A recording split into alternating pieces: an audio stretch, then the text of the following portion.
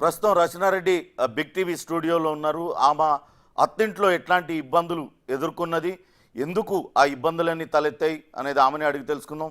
రచనారెడ్డి గారు నమస్తే. ఇప్పుడు చూసారు మీరు బిగ్ టీవీ స్క్రీన్ మీద అక్టోబర్ 19వ తారీఖున ఆ వీడియోని టెలికాస్ట్ చేశాం. మీరే స్వయంగా ఆ వీడియోని రికార్డ్ చేసి సోషల్ మీడియాలో పెట్టారు. నేను పెట్టలేదండి ఆ వీడియో. కానీ ఆ సోషల్ మీడియాలో వచ్చిన వీడియోస్ని మేము టెలికాస్ట్ చేశాము. ఆ రోజంతా కూడా ఒక మహిళ అన్యాయం జరిగింది, ఆమెకి ఏమన్నా హెల్ప్ అవుతుంది అనే ఒక సామాజిక బాధ్యతతో మేము ఆ టెలికాస్ట్ చేశాము.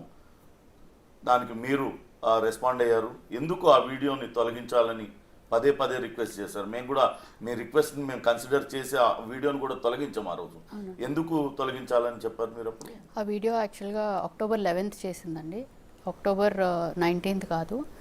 ఆ వీడియో నేను చేసింది బేసిక్గా కోర్ట్ ఎవిడెన్స్ కోసం. తర్వాత ఫ్యూచర్లో నా మీద ఏదైనా వైలెన్స్ జరిగినా ఒక ప్రొటెక్షన్ కోసం ఉంటుంది అన్నట్టు చేశాను. ఆ వీడియో అనేది నేను ఉత్తి నా భర్తకి వాళ్ళ అత్తమ్మకి పంపించున్నాను, వాళ్ళిద్దరికే పంపించాను, ఇంకెవరికి పంపలేదు నేను. వాళ్ళు రిలీజ్ చేసుకున్నారండి, అది కోర్టులో ఎవిడెన్స్ పెట్టండి. తర్వాత వాళ్ళు అవే వీడియోలు స్క్రీన్ షాట్లు అన్నీ తీసి నేను పంపించి వాళ్ళని ఏదో డిమాండ్ చేస్తున్నానని చెప్పి కోర్టులో కూడా పెట్టారు. అది నేను రిలీజ్ చేయలేదండి. కానీ ఇవాళ నా మీద November 6th రోజు జరిగిన దాడి తర్వాత ఇవాళ నా అంతకు నేనే వచ్చి చెప్తున్నాను, ఆ వీడియో అయితే నేను రిలీజ్ చేయలేదు. అప్పుడు నేను చేయలేదు, కానీ ఇప్పుడు మాత్రం నా అంతకు నేను వచ్చి మాట్లాడుతున్నాను. మీరే వాళ్ళని డబ్బు కోసం బ్లాక్మెయిల్ చేస్తున్నారు? లేదండి, నాకు అవసరం లేదండి. వాళ్ళ నుంచి ఎక్కువ భారీ నాకు అసలు ఆరోపణే ఇప్పుడు ఆదాల దామోదర్ రెడ్డి ఫ్యామిలీ చేస్తుంది కదా, కావాలనే రచనారెడ్డి ఈ వివాదం సృష్టిస్తుంది, ఆమెకు అసలు మాతో కలిసి ఉండడం ఇష్టం లేదు, అందుకే ఈ డిస్ప్యూట్ అంతా రేజ్ చేసింది అనేది వాళ్ళ ఎలిగేషన్. లేదండి, నాకు నా భర్తతో ఉండాలనే ఉంది, నేను ఎప్పుడు విడిపోవాలని అనుకోలేదు. నాకు డబ్బుల కోసం చేయాల్సిన అవసరమూ లేదు. వాళ్ళ ఇంట్లో కూడా అందరికీ పెళ్ళిళ్ళాయండి. వాళ్ళ అల్లుడు కూడా గ్రీన్ పార్క్ పిఏగా వచ్చాడు, వాళ్ళ కూతుర్ని చేసుకున్నాడు. అలా అని ఆ అబ్బాయి డబ్బుల కోసం చేసుకున్నట్టు కాదు కదండి. ఎవరు కూడా పెళ్ళిళ్ళు, ఇప్పుడు నేను బయటికి రావాలనుకుంటే డబ్బులు తీసుకున్నానంటే అర్థం ఉంది, కానీ నేను బయటికే రావాలనుకోవట్లేదు, నేను కట్నమూ ఇవ్వలేదు. నాకు నా భర్త మధ్య అసలు డబ్బులు అనే ప్రస్తావన ఎప్పుడు రాలేదు. సో అప్పుడు నేను ఇది జస్ట్ థర్డ్ పార్టీ ఆడుతున్న గేమ్ అండి ఇది. సో ఇది నిజం కాదు. ఇప్పుడు భార్య భర్త మీ ఇద్దరి మధ్య వివాదం వచ్చినప్పుడు మీరే పరిష్కరించుకోవాలి. ఇందులో మూడో వ్యక్తి ప్రమేయం ఎట్లా వచ్చింది? ఇక్కడ ఇది చాలా సింపుల్ అండి. మా అత్తమ్మ డివోర్సీ, ఆమెకి డివోర్స్ అయ్యి దగ్గర 18 సంవత్సరాలు అవుతుంది. ఆమెకి ఏంటంటే ఇప్పుడు నా హస్బెండ్కి ఫస్ట్ డివోర్స్ అయిన తర్వాత దాదాపు ఒక 4-5 ఏళ్ళు వాళ్ళిద్దరే ఉండేవాళ్ళు అంత పెద్ద ఇంట్లో. సో వాళ్ళిద్దరి మధ్య ఎప్పుడు వాళ్ళిద్దరే డివోర్స్ అయిన తర్వాత కూడా వాళ్ళ ఫాదర్ దగ్గర ఎప్పుడు లేరు మా ఆయన, ఎంతసేపు వాళ్ళ అమ్మగారితోటే ఉండేవాళ్ళు. సో వాళ్ళ బాండింగ్ అనేది ఎంత ఎక్కువైందంటే ఇప్పుడు మూడో మనిషిగా నేను ఆ ఇంటికి వెళ్ళాక తనకి ఇన్సెక్యూరిటీ స్టార్ట్ అయ్యాయి. ఇవన్నీ కాకుండా నా హస్బెండ్కి కొంచెం డ్రింక్ అనేది బాగా చేస్తారు. సో ఆ ఫుడ్ కూడా ఇర్రెగ్యులర్ టైమింగ్లో తీసుకుంటారు. సో ఆ కన్సర్న్తో ఎప్పుడన్నా యాజ్ అ వైఫ్ అరిచినా, ఏదైనా మా ఇద్దరి మధ్య చిన్న ఆర్గ్యుమెంట్ అయినా కానీ ఈ మా మధ్యలో వచ్చేసేవారు.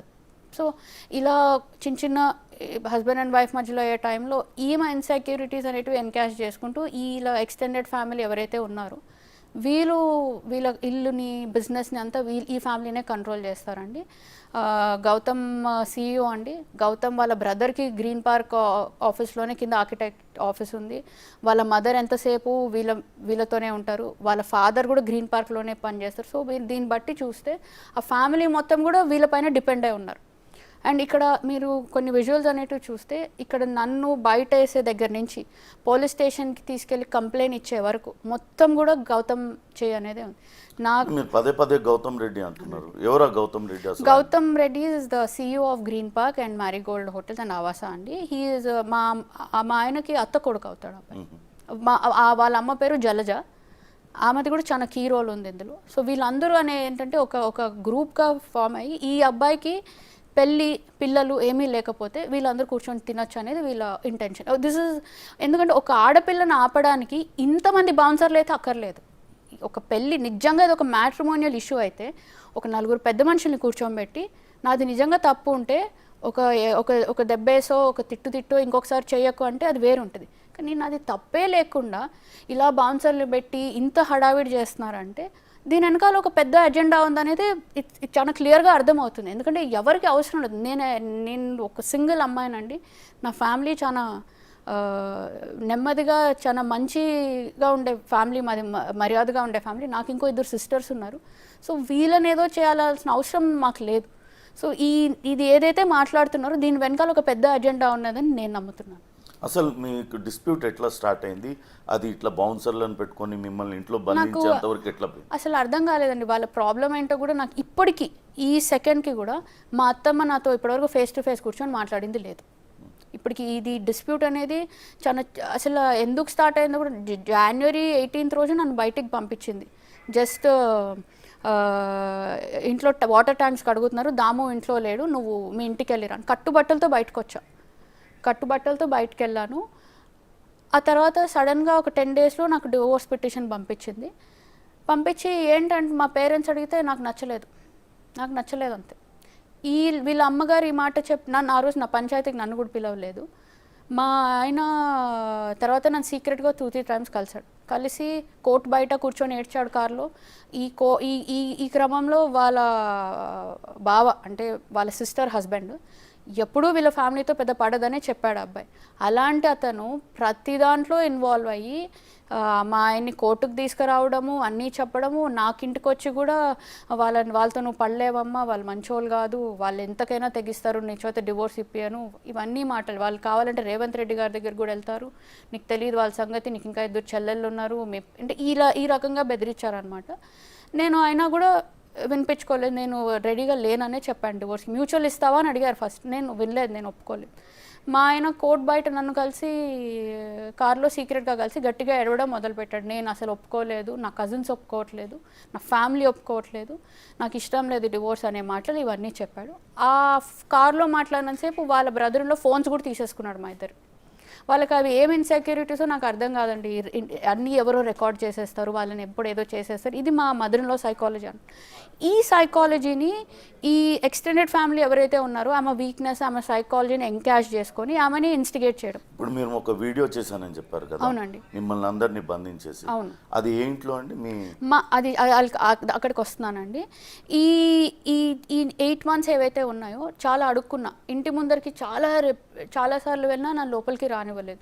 ఇలాగే బౌన్సర్స్ని, సెక్యూరిటీని పెట్టి ఆపారు. వాళ్ళ అల్లుడు ఒకసారి ఆపాడు, కార్ అడ్డు పెట్టి రానివ్వలేదు ఇంట్లోకి. ఇలా జరుగుతూ నేను తర్వాత డీవీ కేసు ఫైల్ చేశాను, కోర్టులో జరుగుతుండే. మా ఆయన మే ఎండ్ వరకు కూడా నాతో టచ్లోనే ఉన్నాడు. ఆ తర్వాత October 11th రోజు వాళ్ళ ఇంటికి వెళ్ళామండి, దసరా ఆ రోజు ఇంటికి వెళ్ళాను. చాలా అడుక్కున్నాం, డోర్ తీయలేదు. ఆ కోర్టులో ఉంది, తేల్చుకోండి. అసలు ఎవరికి ఆన్సర్ చేయట్లేదు. ఏంటనేది కూర్చొని మాట్లాడదామన్నా వినట్లేదు. నేను police C V Anand sir help తోటి వెళ్ళాను. వాళ్ళు ఏంటంటే ఆబ్వియస్లీ మ్యాట్రిమోనియల్ ఇష్యూ కాబట్టి వాళ్ళు రానివ్వకపోతే చెప్పండి అన్నాను. వాళ్ళు నిజంగానే రానివ్వలేదు. వాళ్ళు వచ్చేసరికి వీళ్ళు ఏం చేశారు, కోర్ట్ ఆర్డర్ ఉంది అని చెప్పారు. అక్కడ కోర్ట్ ఆర్డరే లేదు. సో వాళ్ళు క్లియర్గా చెప్పారు అది అమ్మాయి రైట్, అక్కడే ఉంటుంది అని. నేను మా మదర్ ఫాదర్ అక్కడికి వెళ్ళి కూర్చున్న టైంకి మా మామయ్య మా తమ్ముడు కూడా వచ్చారు. కానీ పోలీస్ ఏమి ఇన్స్ట్రక్ట్ చేశారంటే వాళ్ళు వెళ్ళిపోవాలి, మీరు ఉండొచ్చు యాజ్ పేరెంట్స్. ఎందుకంటే ఆ టైంకి ఇక్కడ ఒక విజువల్ చూపించండి, బౌన్సర్స్ని చాలా ఎక్కువ మందిని పిలిపించారు. గౌతమ్ కూడా ఉన్నాడు అక్కడ.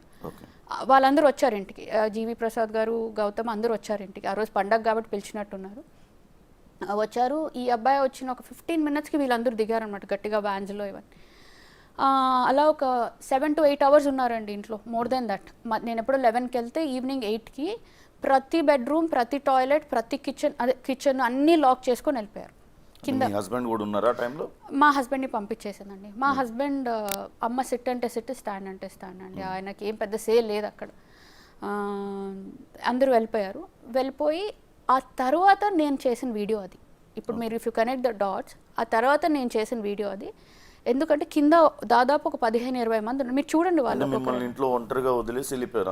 ఆమె ఇంటెన్షన్ ఏంటంటే ఏమీ లేకపోతే ఇల్లు వదిలి వెళ్ళిపోవాలి. ఆమెకు నేను ఆ ఇంట్లో ఉండొద్దు. మరి వీడియో ఎవరు తీశారు? మా మదర్. అప్పుడు నా పేరెంట్స్ ఉన్నారు, వాళ్ళిద్దరు. మా పేరెంట్స్ ఇద్దరు